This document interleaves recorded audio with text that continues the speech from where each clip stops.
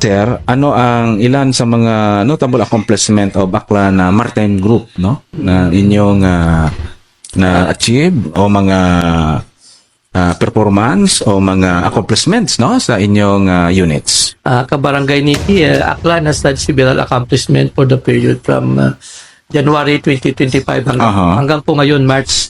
May mga huli po tayo.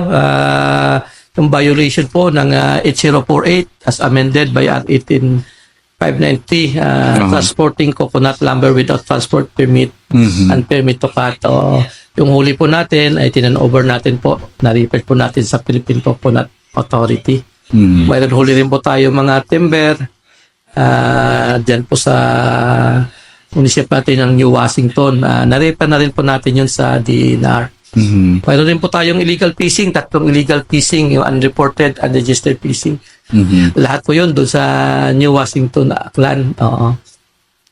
Mayroon din po tayong sa anti-criminality, may huli rin po tayo sa wanted person na yung Aklan Maritime Police Station po ang lead unit.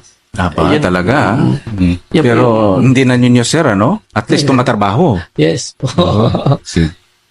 Isang napakagandang, kaya nabanggit mo kanina dyan yung investigate crimes, Yes. no? Ensure public safety, yan.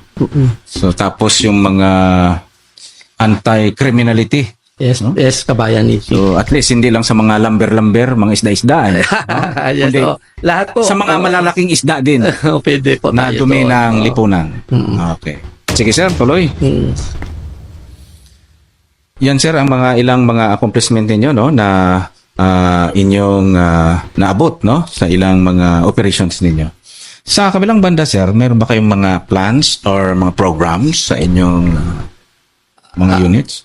Ang isa po namin na programa na may initiative po ito ng ating director ng Maritime Group, no other than Police Brigadier General Jonathan Icabal. Yung ito po yung School in a Boat. Ito po ang project ay nagbibigay po ng libreng edukasyon sa ating mga kabataan. Mayroon po tayong beneficiary na 8 estudyante, 5 to 8 years old. Ito po ay nasa New Washington po. Yan Ganda. po. At yung isa po, yung